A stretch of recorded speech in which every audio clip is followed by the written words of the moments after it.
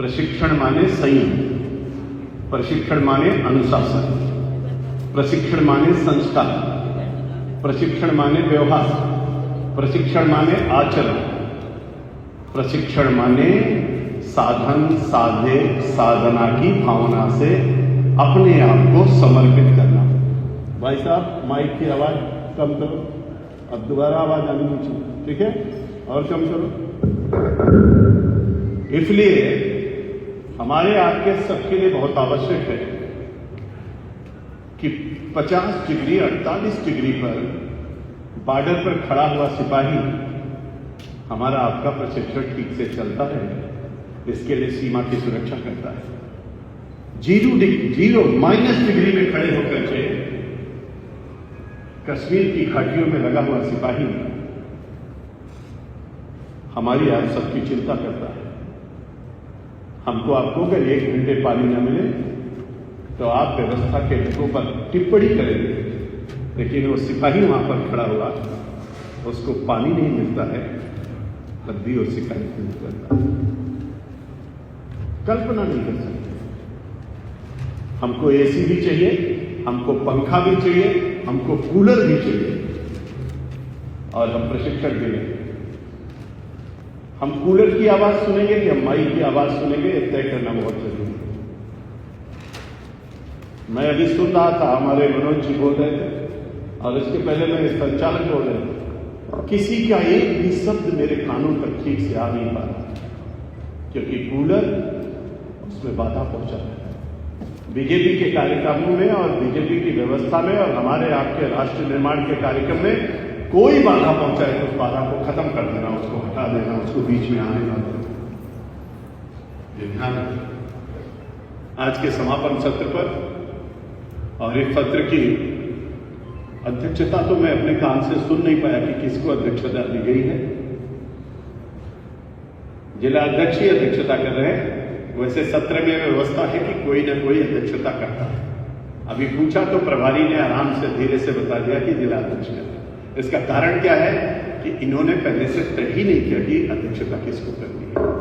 फिलहाल हमारे जिला अध्यक्ष और इस समापन सत्र की अध्यक्षता कर रहे हैं आदरणीय मनोज जी, और हमारे प्रदेश के उपाध्यक्ष और इस संभाग के प्रभारी आदरणीय सुरेंद्र जी, हमारे यहाँ के लोकप्रिय सांसद आदरणीय ज्ञानेश्वर पाटिल जी, हमारी बहन जुझारू और संघर्षशील नेता आदरणीय अर्चना चिटनिस जी, पूर्व मंत्री, हमारी दूसरी विधायक आदरणीय सुश्री मंजू दादी जी, आदरणीय क्षितिज भट्ट जी जिला के प्रभारी, आदरणीय कल्याण अग्रवाल जी संभाग प्रशिक्षण प्रभारी, आदरणीय ओम सोनी जी संभाग प्रशिक्षण सह प्रभारी, आदरणीय हरीश कोटवाल जी जिला प्रशिक्षण प्रभारी, आदरणीय श्री गंगाराम मार्को जी जिला पंचायत अध्यक्ष, आदरणीय श्रीमती माधुरी पटेल जी महापौर, आदरणीय श्रीमती सुमित्रा कास्टेकर जी प्रदेश उपाध्यक्ष एसटी मोर्चा,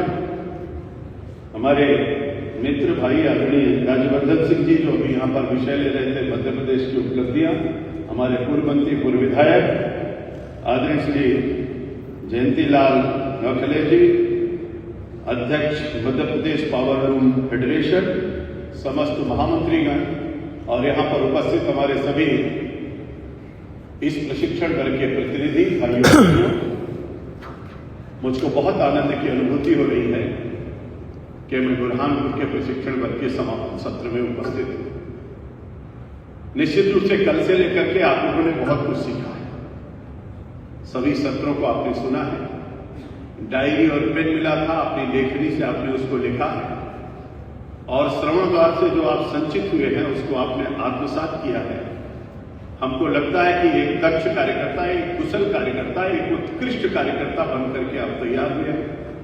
आप पहले से भी बहुत ही अनुभवी और योग्य कार्यकर्ता हैं, और उस योग्यता, दक्षता और कुशलता में और निपुणता कैसे आए, इसके लिए आप सब लोगों ने कल से लेकर के आज तक इस प्रशिक्षण वर्ग में बहुत कुछ सीखा।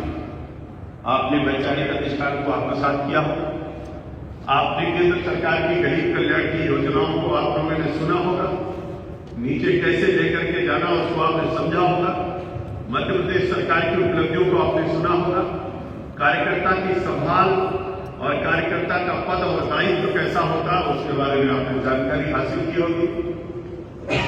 आपने बूथ पर काम कैसे करना है, मन की बात कैसे सुनना है, इसके बारे में जानकारी प्राप्त किया होगा। आपने कार्यकर्ता का व्यवहार और आचरण को आपने सीखा होगा। आप एआई में हमको आपको कैसे चलाना है, सोशल मीडिया में हमको कैसे रहना है, नैरेटिव कैसे हमको आपको सेट करना है, मीडिया से कैसे संवाद करना है, आंतरिक और बाह्य चुनौतियों को कैसे समझना है और उसका मुकाबला कैसे करना है, इन सब विषयों पर आप सब लोगों ने बहुत अच्छे से किया। सभी विषय पूरे हो गए। मैं जो समापन सत्र में कहा, समापन सत्र क्या है, आपने प्रशिक्षण पर देख दिया। पंडित दीनदयाल उपाध्याय के नाम से प्रशिक्षण पर गए। ये पंडित दीनदयाल उपाध्याय के नाम से प्रशिक्षण पर का मतलब क्या है? मतलब है कि अगर संस्कार देखना हो, व्यवहार देखना हो, आचरण देखना हो, संगीत देखना हो, सादगी देखना हो, एक चिंतक को देखना हो, एक विचारक को देखना, एक पत्रकार को देखना, एक कुशल संगठनकर्ता को देखना, एक कुशल राजनीतिज्ञ को देखना, एक प्रचारक को देखना, ये सब चीजें अगर किसी एक व्यक्तित्व में दिखाई पड़ती तो पंडित दीनदयाल उपाध्याय में दिखाई पड़ती है। इसीलिए इसका नाम रखा गया पंडित दीनदयाल उपाध्याय प्रशिक्षण।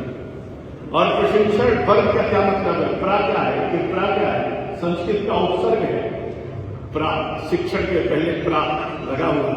इसका मतलब हमारे आपके जीवन के अंदर श्रेष्ठता को प्राप्त करना, यानी शिक्षण के साथ साथ व्यवहार के आधार पर, कार्यों की कुशलता के आधार पर हमको आपको अपने जीवन को उत्कृष्ट बनाना है। और इस दृष्टि से इसका नाम प्रशिक्षण रखा गया। शिक्षण लेंगे, अनुभव लेंगे, सीख लेंगे, कार्य की कुशलता लेंगे और हर चीज को अपने आचरण और व्यवहार और वाणी के माध्यम से नीचे ले जाने की दक्षता हासिल करेंगे। इसीलिए इसको प्रशिक्षण कहा गया। और तीसरा एक चीज लिखा हुआ महाअभियान। ये महाअभियान क्या है? ये तो लिखते थे प्रशिक्षण पर गए, लेकिन महाअभियान क्यों है? महाअभियान इसलिए लिखा गया कि बूथ से लेकर के राष्ट्रीय स्तर तक प्रशिक्षण। भारत के अंदर 10,95,761 बूथ है।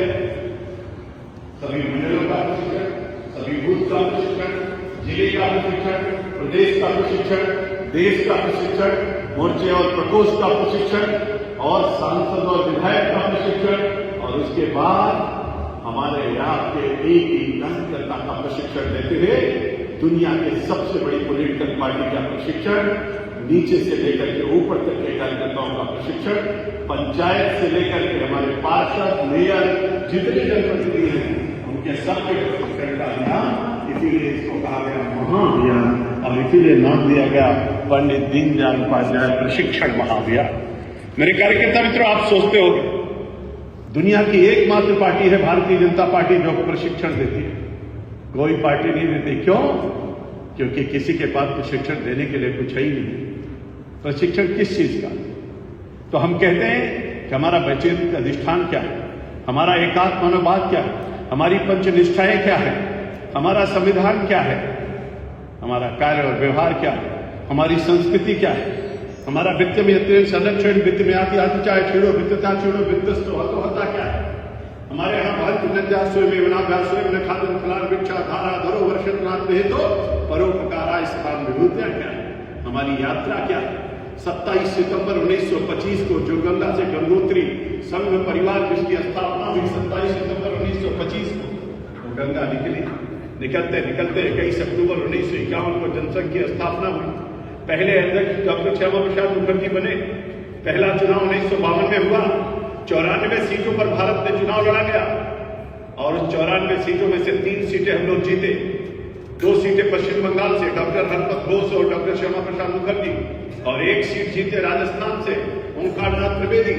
3 सीटें जीत करके हम लोग दिल्ली पहुंचे और दिल्ली पहुंचने के बाद छोटे छोटे राजनीतिक दलों ने मिलकर के एनडीए बनाया। आज हम एनडीए के पार्ट एनडीए कहते हैं। उस समय एनडीए था, नेशनल डेमोक्रेटिक फ्रंट था और उसके नेता चुने गए डॉक्टर श्यामा प्रसाद मुखर्जी।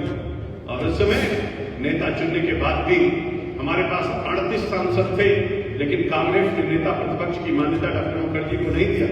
डॉक्टर मुखर्जी ने 1953 में 8 मई 1953 को लोकसभा में खड़े होकर के भाषण देते हुए उन्होंने कहा, पंडित नेहरू परमिट सिस्टम समाप्त कर दीजिए, लोगों को जम्मू कश्मीर जाने की अनुमति दे दीजिए, क्योंकि जम्मू कश्मीर भारत का अभिन्न अंग है। लेकिन नेहरू नहीं माने। 9 मई 1953 को डॉक्टर मुखर्जी ने नेहरू को ललकारते हुए कहा कि मैं आपके काले कानून को तोड़ने के लिए जम्मू कश्मीर जा रहा हूं, अगर आपके अंदर ताकत है तो मुझे रोक लीजिए। पंडित अटल बिहारी वाजपेयी डॉक्टर मुखर्जी के साथ थे। यात्रा आगे बढ़ी, पठानकोट तक ट्रेन जाती थी। पठानकोट पहुंचे 11 मई 1953 को पठानकोट से रावी नदी को तट को क्रॉस करके जम्मू कश्मीर में प्रवेश किए। गिरफ्तारी हो गई। डॉक्टर मुखर्जी ने अटल जी से कहा, अटल जी जाइए, देश को बताइए, भले ही एक बंदी के रूप में क्यों न सही, मैंने इनके काले कानून को तोड़ा है। अब कोई भी आकर के जम्मू कश्मीर में मां वैष्णो देवी का दर्शन कर सकता है और अमरनाथ की यात्रा पे जा सकता है। देखते देखते स्क्रीन का बदल गई। अटल जी आ गए, पूरे देश में कार्यक्रम करने लगे। इनको 200-250 किलोमीटर दूर ले जाकर के जेल में रख दिया गया। 22 जून 1953 को रात के 2:45 पर इनको इंजेक्शन दिया गया। 23 जून 1953 का सवेरा हुआ तो पता चला डॉक्टर मुखर्जी इस दुनिया में नहीं रहे। उनकी डेड बॉडी को पश्चिम बंगाल पहुंचाया गया। 24 जून 1953 को उनका राष्ट्र संस्कार हो रहा था। नारा लग रहा था, जहां हुए बलिदान मुखर्जी हुआ कश्मीर हमारा है, जो कश्मीर हमारा है वो सारे का सारा है। उसी समय विद्यार्थी परिषद ने नारा दिया, जम्मू हो या गुवाहाटी, अपनी धरती अपनी माटी। मेरे मित्रों, बहुत कम दिन हुए थे डॉक्टर मुखर्जी को अध्यक्ष बने, दुनिया से चले गए और 12वें अध्यक्ष के रूप में पंडित दीनदयाल उपाध्याय ने 30 दिसंबर 1967 को अध्यक्ष बनते हैं और 1968 10 फरवरी 1968 को बरेली में भाषण करते हैं, पटना के लिए प्रस्थान करते हैं। जौनपुर के राजा उनको भोजन कराते हैं। जौनपुर और बनारस और मुगलसराय के बीच में कब कहां कैसे उनकी हत्या कर दी जाती है, हाथ पैर तोड़ करके मुगलसराय रेलवे स्टेशन के यार्ड में डाल दिया जाता है। डॉक्टर मुखर्जी की हत्या के बाद पंडित दीनदयाल उपाध्याय 11 फरवरी 1968 का सवेरा होता, पता चलता है डॉक्टर पंडित दीनदयाल उपाध्याय दुनिया में नहीं रहे। मेरे मित्रों, लोगों को लगा दर्शन समाप्त हो जाएगा, लेकिन दिया जलता रहा, यात्रा चलती रही। अटल बिहारी वाजपेयी ने कमान संभाल लिया, यात्रा आगे बढ़ गई। देखते देखते हम लोग कहां से कहां पहुंच गए। मेरे मित्रों, मैंने इसलिए आपको बताया, एक की हत्या जेल में और दूसरे की हत्या रेल में, कितनी सारी हत्याएं होती रही, लेकिन दिया जलता रहा, लोग मरते रहे और यात्रा चलती रही। बहुत दर्दनाक इतिहास है। मैं इतिहास और विकास में जाना नहीं चाहता, लेकिन इन दो महापुरुषों का चित्र लगा था, इसलिए मैंने आपको बोला। आज अद्भुत एक दृश्य दिखाई पड़ता है। लोग देखते हैं, लोग सोचते हैं, आज से 1,98,58,85,128 वर्ष पहले सूरज की पहली किरण भारत में पड़ी थी। मित्रों, सतयुग बीत गया 17,28,000 वर्षों का। त्रेता बीत गया 12,96,000 वर्षों का। द्वापर बीत गया 8,64,000 वर्षों का। कलयुग के 5,187 वर्ष 27 वर्ष बीत गया, 28वां वर्ष चल रहा। 6 मनवंतर बीत चुके, 7वां मनवंतर चल रहा। 7वें मनवंतर की 28वीं चतुर्युगी चल रही। 28वीं चतुर्युगी का कलयुग चल रहा। कलयुग का प्रथम सोपान चल रहा है। तब भी मेरा भारत था, आज भी मेरा भारत है और आगे भी मेरा भारत है। और इसीलिए हम सब कहते हैं कि अद्भुत संयोग है। अभी मैं प्रदर्शनी देख रहा, आप में से बहुत सारे लोग प्रदर्शनी देखे होंगे। अनिशंका का समाधान होगा तो हम लोग आपस में बातचीत करेंगे, लेकिन हम लोग प्रदर्शनी देखते हुए आ रहे थे। अपने इतिहास को देख करके गौरव का अनुभूति हो रही, विकास की यात्रा को देख करके मन अभिभूत हो रहा। मेरे मित्रों, मेरा भारत सोने का चिड़िया था। मेरा भारत विश्व गुरु के पद पर आसीन था। मेरे भारत, जब दुनिया के अंदर लोग आंख नहीं खोले थे, दुनिया कोई विश्वविद्यालय जानता नहीं था, तब तक तक्षशिला और नालंदा भारत की धरती पर था। आज दुनिया से पूछो जीरो की खोज किसने किया, तो हर कोई भारत का नाम लेगा।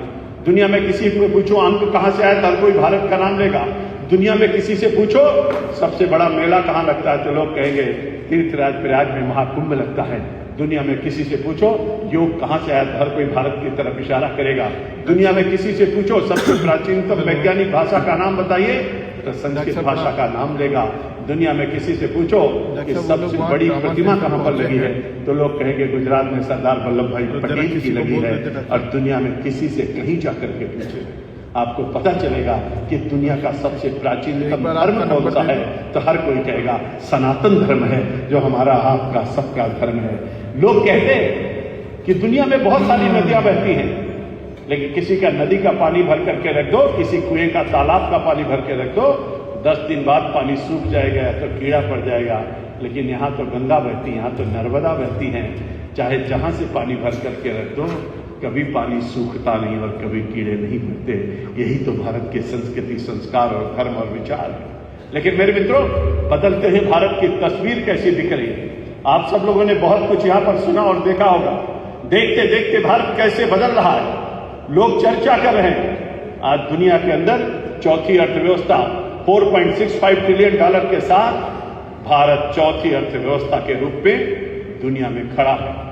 अभी जो रिपोर्ट आई है उस रिपोर्ट के आधार पर 29 और 30 तक हम लोग दुनिया की तीसरी अर्थव्यवस्था बनेंगे और जब हम लोग 2035 में पहुंचेंगे तो 10 ट्रिलियन डॉलर के साथ हम दूसरे नंबर की अर्थव्यवस्था के नजदीक होंगे।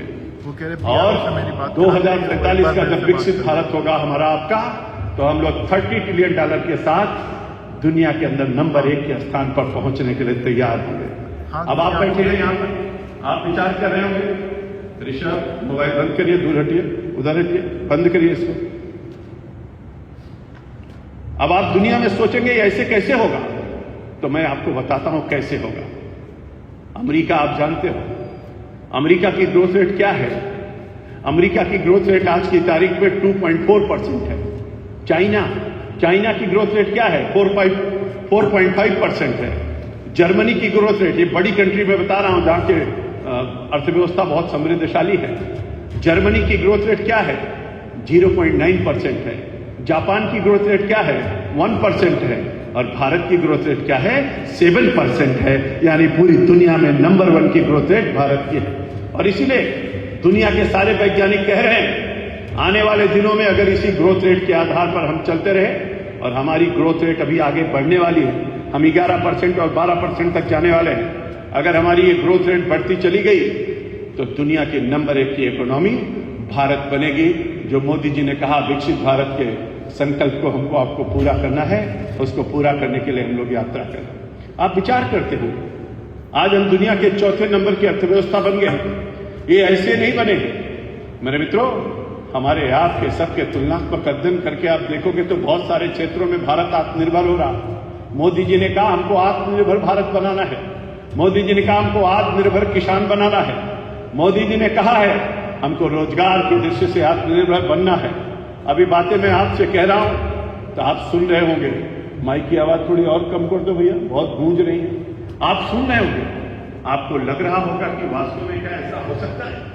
दुनिया के 163वें स्थान पर ईज ऑफ डूइंग बिजनेस में हम थे, आज की तारीख में हम लोग 43वें स्थान पर आ गए। बहुत तेजी के साथ भारत अग्रणी भूमिका अदा कर रहा। अब आप सब बुरहानपुर वाले बैठे हो, आप विचार करो और देखो कि मोदी जी की ताकत कैसी है। अमेरिका के पास कितनी जमीन है पता है? अमेरिका के पास 98 लाख वर्ग किलोमीटर जमीन है। चाइना के पास 95 लाख वर्ग किलोमीटर जमीन है। ऑस्ट्रेलिया के पास 77 लाख वर्ग किलोमीटर जमीन है। रशिया के पास 1,70,00,000 वर्ग किलोमीटर जमीन है। और भारत के पास 32,87,263 वर्ग किलोमीटर जमीन है। और जनसंख्या अमेरिका की 34-35 करोड़ है। आपको जानकर के आश्चर्य होगा कि ऑस्ट्रेलिया के पास इतनी जमीन है, पॉपुलेशन क्या है? अमेरिका के पास इतनी जमीन है, पॉपुलेशन क्या है? और भारत के पास दुनिया के हिस्से का 2.4% जमीन भारत के पास है। दुनिया में भारत की जमीन का 2.4% है। भारत के पास पानी कितना है दुनिया का? दुनिया का पानी का 4% भारत के पास है। भारत के पास जानवर कितने हैं? तो 15% है। और भारत के पास बीमारी कितनी है? तो 20% हम बीमारी लिए हैं, 15% जानवर लिए हैं, 4% पानी लिए हैं, 2.4% जमीन लिए हैं। और पॉपुलेशन क्या है भारत की दुनिया की? तो 17% दुनिया की पॉपुलेशन का भार भारत उठा रहा है। उसके बाद भी भारत पूरी दुनिया को चुनौती देते हुए आगे बढ़ रहा। इसीलिए तो धन्य है मोदी जी जो इस तरीके की व्यवस्था बना। मेरे मित्रों, आपको लगता होगा आजादी के इतने साल बीत गए, लेकिन 15 अगस्त को जब मोदी जी लाल किले से तिरंगा लहराते थे तो विदेशी वैज्ञानिकों द्वारा बनाया हुआ हेलीकॉप्टर उस वर्षा करता था। पहली बार मोदी जी ने अभी जब 15 अगस्त 2022 को जब वो लाल किले से तिरंगा लहरा रहे थे तो भारत के वैज्ञानिकों द्वारा बनाए हुए हेलीकॉप्टर से तिरंगा पे वहां पर पुष्प वर्षा हो रहा है। आप सब लोग यहां बैठे हो, आपका सीना चौड़ा हो रहा होगा, क्योंकि जब ऑपरेशन सिंदूर हो रहा था तो विदेशी गोली और विदेशी तोप और विदेशी विमान की जरूरत नहीं पड़ी। हमारे यहाँ का, हमारे वैज्ञानिकों द्वारा बना हुआ ब्रह्मोस, आपने ब्रह्मोस सुना होगा, पहली बार प्रयोग किया गया और यहीं से बटन दबाए इस्लामाबाद में आतंकियों के अड्डे को उड़ाने का काम हमारा ब्रह्मोस किया, यानी भारत के वैज्ञानिकों ने बनाया। मेरे मित्रों, आपने तेजस का नाम सुना होगा, तेजस फाइटर जेट, तेजस भारत के वैज्ञानिकों ने बनाया। ब्रह्मोस भारत के वैज्ञानिकों ने बनाया। हेलीकॉप्टर भारत के वैज्ञानिकों ने बनाया। मोदी ने कहा है अब मेड इन चाइना नहीं, मेड इन जापान नहीं, मेड इन इंग्लैंड नहीं, अब मेड इन इंडिया होगा। इसलिए मोदी ने कहा मेड इन इंडिया होगा, मेक इन इंडिया होगा, डिजिटल इंडिया होगा। और इसलिए हम सब लोग इस बात को जानते हैं मेरे मित्रों कि रक्षा क्षेत्र में पहली बार 24,000 करोड़ रुपए का निर्यात करने का काम भारत ने किया है। आप सब जरा गूगल पे जाके सर्च करना, आपको पता चल जाएगा कि वास्तव में कैसा भारत बन रहा है। 85 देशों को, दुनिया के 85 देशों ने भारत से रक्षा क्षेत्र की चीजों को खरीदने का काम किया। पहले एक गोली भी खरीदनी होती थी तो हम आयात करते थे, आज भारत आयात नहीं करता, अब भारत निर्यात कर रहा है और 24,000 करोड़ रुपए का निर्यात इस साल किया है भारत ने। आपको पता है 1,57,263 करोड़ रुपए का रक्षा उत्पाद हम लोगों ने इस साल किया है, एक साल में। और अभी हमारे रक्षा मंत्री आदरणीय राजनाथ सिंह ने कहा है बहुत जल्दी दुनिया का सबसे बड़ा रक्षा क्षेत्र में निर्यातक देश कोई होगा तो हमारा आपका भारत होगा। मित्रों, हमारा आपका भारत। आपको जानकर के खुशी होगी कि रक्षा क्षेत्र में भारत दुनिया के अंदर चौथे स्थान पर है।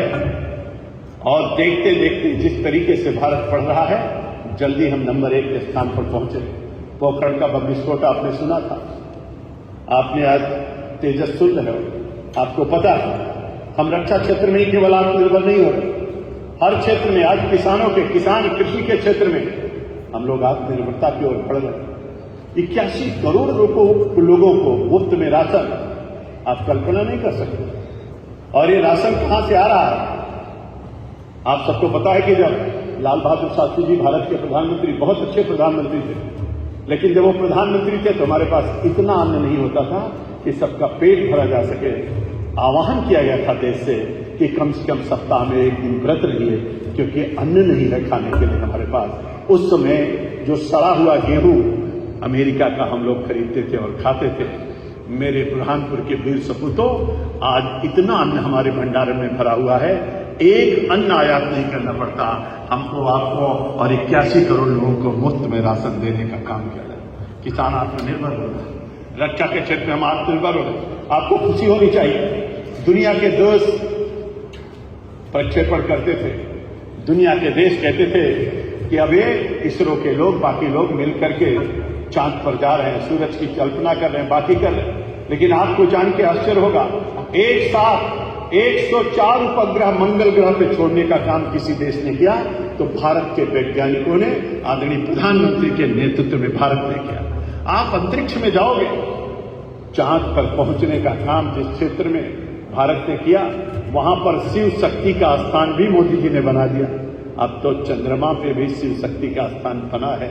और इतना ही नहीं किया, लोग तिरंगा लहराने की बात धरती पर कर रहे थे, मोदी जी ने चांद पर भी तिरंगा लहरा दिया। ये बहुत बड़ी बात है हमारे आपके लिए। और अभी ये बात हुई है, सूर्य पर जाने की तैयारी हो रही है और हम चंद्रमा से सूर्य की भी यात्रा कर रहे हैं। मेरे मित्रों, इसीलिए मोदी जी ने जिस तरीके का अभियान चला रहे हैं, उन सब चीजों को देख करके आप आश्चर्यचकित होंगे। कभी कभी लगता है 2014 में हमारे पास केवल 52,000 सीटें मेडिकल की थी, आज 1,92,000 सीटें हो गई। 385 मेडिकल कॉलेज थे, आज 808 मेडिकल कॉलेज हो गया। हमारे पास 723 यूनिवर्सिटियां थी, आज 1,213 यूनिवर्सिटी हो गई। 74 एयरपोर्ट थे, 160 एयरपोर्ट हो गया। 91,000 नेशनल हाईवे बना के 1,46,000 किलोमीटर का नेशनल हाईवे बना दिया, 5.5 लाख किलोमीटर ग्रामीण सड़कें बना दिया, 7 एम्स से 23 एम्स बना दिया, 57 करोड़ लोगों का खाता खुला दिया। मध्य प्रदेश के अंदर 4,66,26,731 लोगों का खाता बैंक में खुलवा दिया। मेरे मित्रों, आप कल्पना नहीं कर सकते, बदलते हुए परिवेश में स्वच्छ भारत मिशन के तहत 12 करोड़ लोगों का शौचालय बना दिया, 4 करोड़ लोगों को पक्का घर बना दिया, 3 करोड़ का बनने जा रहा है। नमामि गंगे के तहत सभी नदियों का जीर्णोद्धार कराने का अभियान चला दिया। ये सब गर्व और गौरव की बात है। मेरे मित्रों, अगर एक एक उपलब्धि की चर्चा करोगे तो आपका सीना चौड़ा हो जाएगा। इसलिए मोदी जी ने 15 अगस्त 2022 को लाल किले की प्राचीर से कहा कि हम पंच प्रण लेते हैं। वो पंच प्रण क्या है? पंच निष्ठा आपने पढ़ी है, एकात्मनोवाद आपने पढ़ा है। उसी के आधार पर सबका साथ, सबका विकास, सबका विश्वास, सबके प्रयास के आधार पर एक भारत श्रेष्ठ भारत के नमूने को तैयार करते हुए धारा 370 और 35A को समाप्त करते हुए और 1 nation 1 tax, 1 nation 1 ration card, 1 nation 1 Ayushman Bharat, 1 nation 1 mobility, 1 nation 1 national grid, 1 nation 1 market, 1 nation 1 fertiliser. और इसीलिए एक जन, एक संस्कृति, एक राष्ट्र की भावना से चलते हुए मोदी जी ने कहा हम पंच प्रण लेते हैं। वो पंच प्रण क्या है? उन्होंने कहा विकसित भारत पहला प्रण है कि 2045 तक विकसित भारत बनाना है। और विकसित भारत कैसा भारत होगा? मेरे मित्रों, मैंने आपको अभी बताया, तेजी के साथ भारत उस दिशा में बढ़ रहा है। मोदी जी ने दूसरी बात कही, मोदी जी ने कहा कि विदेशी मानबिंदुओं को मिटाएंगे। और मिटाने के लिए उन्होंने इंडिया गेट पर जॉर्ज पंचम की प्रतिमा लगी थी, उसको हटा करके नेताजी सुभाष चंद्र बोस की प्रतिमा वहां पर लगवाने का काम नरेंद्र भाई मोदी ने किया। आपने देखा होगा 7 रेस क्रॉस जो प्रधानमंत्री की रोड थी, जहां पे प्रधानमंत्री रहते हैं, उसको हटा करके अब वो 7 हमारे आपके जन कल्याण मार्ग हो गया है और जन कल्याण भवन हो गया है, कर्तव्य पथ हो गया है, कर्तव्य भवन हो गया है। नया पार्लियामेंट बना तो संकुल की स्थापना हो गई, शेर की दहाड़ हो गई। और मित्रों, 33% का पहला रिजर्वेशन बहनों के लिए ला करके एक नया संदेश पूरे दुनिया में देने का काम प्रधानमंत्री नरेंद्र भाई मोदी ने किया। मोदी जी ने कहा विदेशी मानबिंदुओं को समाप्त करना। उन्होंने नेवी के जहाज पर अंग्रेजों का जो बना हुआ ध्वज लगा हुआ था, उसको हटा करके छत्रपति शिवाजी की मोहर वाला ध्वज नेवी के जहाज पर लगवाने का काम किया। आपको याद होगा मोदी जी ने कहा विदेशी मानबिंदुओं को खत्म करना। मेरे उत्तर प्रदेश में इलाहाबाद आप सुनते थे, अब इलाहाबाद नहीं है, वो प्रयागराज हो गया है। फैजाबाद आप सुनते थे, अब फैजाबाद नहीं, अब वहां पर अयोध्या हो गया है, नाम बदल गया है। मेरे मित्रों, और समुद्र के अंदर और बाकी जो टापू थे, द्वीप थे, समूह थे, उनका नाम अंग्रेजों के नाम पे था। सारा नाम चेंज करके मोदी जी ने भारतीयों के नाम पर कर दिया। एक एक करके विदेशी मानबिंदुओं को खत्म कर रहे हैं। मोदी जी ने तीसरी बात कही, मोदी जी ने कहा एकता और एकजुटता। एकता और एकजुटता के लिए उन्होंने पूरे भारत से लौह संग्रह किया, ब्रिटिश संग्रह की, और उन्होंने सरदार वल्लभ भाई पटेल की मूर्ति बना दिया। रन फॉर यूनिटी, यानी देश के लिए दौड़ना, रन फॉर यूनिटी। और आपने देखते देखते उन्होंने एकता और एकजुटता के आधार पर एक भारत श्रेष्ठ भारत, पंडित दीनदयाल उपाध्याय, डॉक्टर मुखर्जी के सपने को साकार करने के लिए आगे बढ़े। मेरे मित्रों, इन सब चीजों के साथ उन्होंने चौथी बात कही। उन्होंने कहा विरासत से विकास तक। हमारा चौथा प्रण है विरासत से विकास, यानी विरासत भी होगी और विकास भी होगा। और विरासत कैसी? राम जन्मभूमि का भव्य मंदिर बनेगा, बाबा विश्वनाथ का कॉरिडोर बनेगा, महाकाल लोक का विकास होगा, चारों धाम का सर्किट बनेगा, राम का सर्किट, कृष्ण सर्किट, बौद्ध सर्किट, जैन सर्किट का निर्माण होगा, 7,500 मंदिरों में काम चलेगा। विदेश में जो कुछ भी हमारी कलाकृतियां गई हैं उनको सबको वापस लाएंगे। अभी मोदी जी ने आज के मन की बात में क्या कहा? अभी नीदरलैंड गए थे तो नीदरलैंड से जो तामपत्र हमारे चले गए थे उसको उन्होंने वापस कर दिया। अरे मित्रों, सीना चौड़ा करके कहिए बुरहानपुर के वीर सपूतों, जो लोग हमारी कलाकृतियां और मूर्तियां लूट करके लेकर चले गए थे, भारत का वर्चस्व ऐसे बड़ा है 645 मूर्तियां और कलाकृतियां लोगों ने वापस कर दिया है, और जो बची है उसको भी वापस कर रहे हैं। एक एक चीज वापस कर रहे हैं। अब तो ताम्रपत्र पर लिखी हुई चीज भी वापस कर रहे हैं, सब कुछ वापस कर रहे हैं। ये कल्पना के परे। मेरे मित्रों, देखते देखते उन्होंने अंतिम बात कही, अंतिम प्रण कहा। उन्होंने कहा नागरिक कर्तव्य, हमारे कर्तव्य क्या है? झंडा को लहराएंगे, भारत को प्यार करेंगे। अथर्ववेद की जो लाइन है, माता भूमि पुत्रो हम पृथिव्याम भूमि मेरी मां, मैं इस पृथ्वी का पुत्र हूं, इस भाव से जागरण करूंगा। और उन्होंने कहा कि संविधान का आदर करूंगा, अपने कर्तव्यों का पालन करूंगा, विकसित भारत बनाने में अपना योगदान करूंगा, यानी नागरिक कर्तव्य का निर्वहन करूंगा। एक पंच प्रण उन्होंने लिया। इसी तरीके से हमारे परिवार ने कहा पंच परिवर्तन, कुटुंब प्रबोधन की बात कही, पर्यावरण संरक्षण की बात कही, जल संरक्षण की बात कही। अभी आदरणीय बहन अर्चना जी कह रही थी, हमारे इस वर्ग में हम लोगों ने प्लास्टिक का यूज नहीं किया, हमारे वर्ग में पानी का दुरुपयोग नहीं किया, हमने पूरी सावधानी पूर्वक इसका पालन किया। केवल वर्ग तक नहीं, अपने जीवन में भी पालन करना है।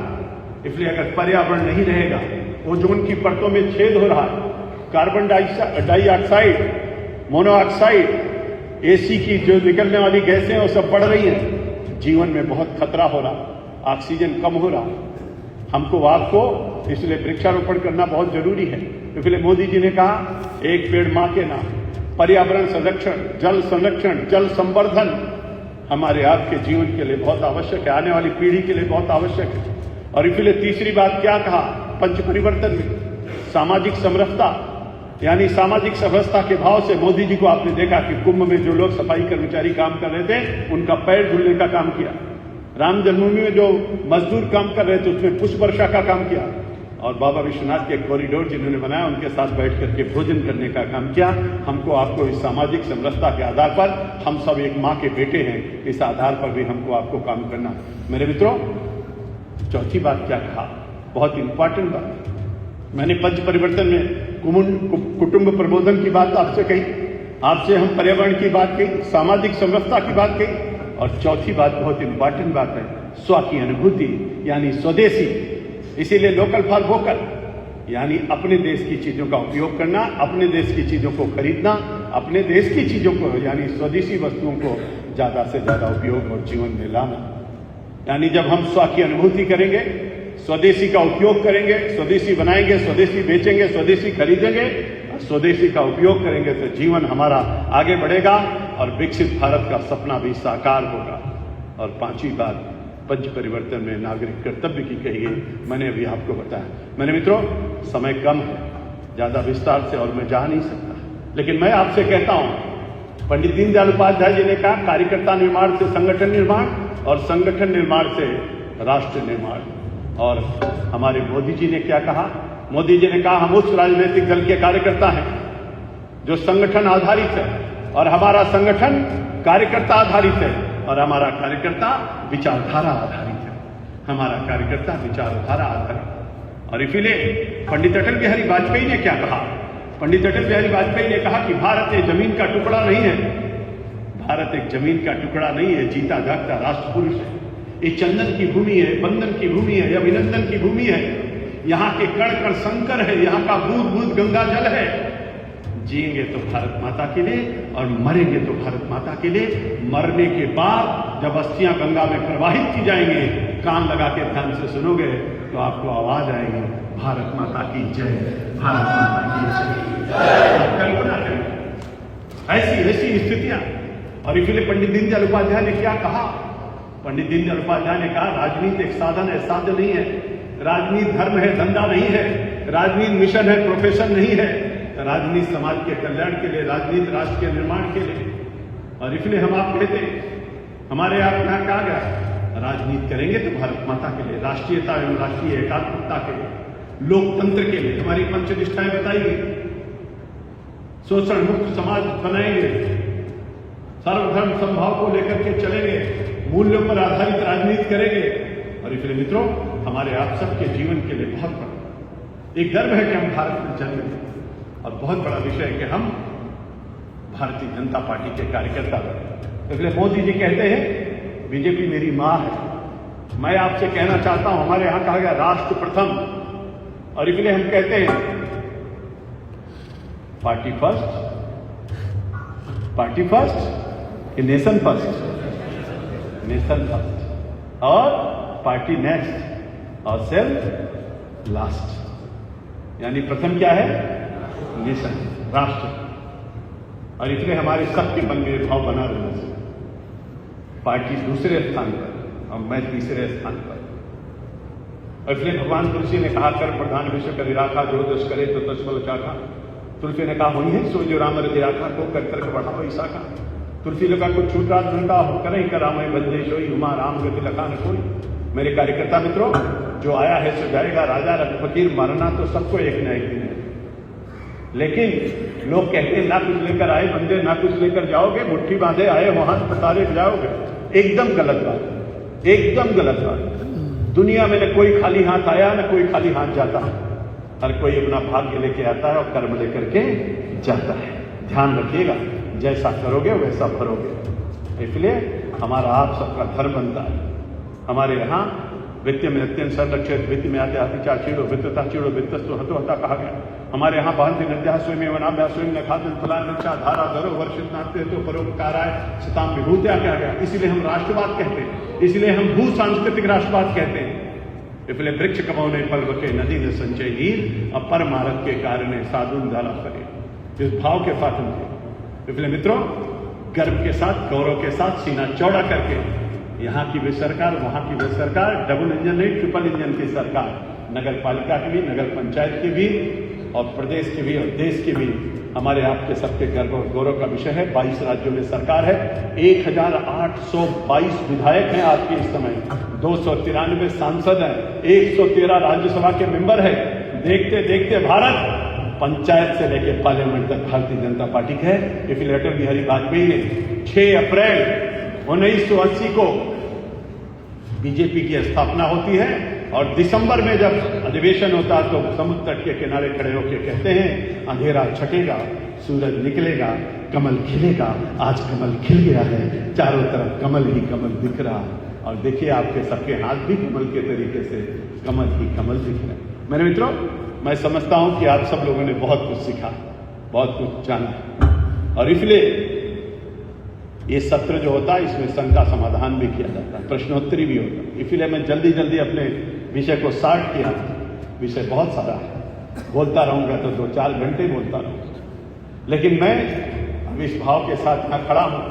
पहले आप हमसे प्रश्न पूछेंगे, बाद में मैं आपसे प्रश्न पूछूंगा, आपने क्या सीखा है। आप मेंटली प्रिपेयर्ड रहिएगा।